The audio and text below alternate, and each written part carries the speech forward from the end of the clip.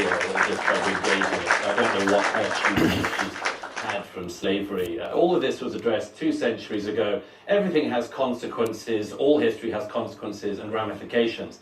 But, you know, if we were to play this fairly, we would at least look at all of the countries around the world that engaged in the slave trade who are simply not interested in any form of reparations. The Ottoman Empire, all the Arab countries who not just traded far more slaves than across the Atlantic, but castrated all the men so that there wouldn't be any more African slaves after them. They worked them to the bone. I see no interest across Africa in paying reparations for selling their brother and sister Africans into slavery or for working them to the bone to the present day. There's slavery across Africa today. In fact, there are more slaves in the world today than there were at the height of the transatlantic slave trade.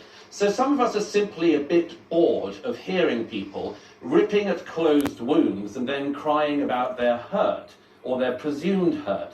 Because everybody could do this. 1 million Europeans were stolen by North Africans over the course of decades of the North African Barbary pirate slave trade. Where would you end if you did that? The answer is you couldn't end, because nobody is alive who has actually suffered the hurt, and nobody is alive who did the wrong. And I'd make one other point, if I may. It's always the countries that people want to come to who are put through this struggle session.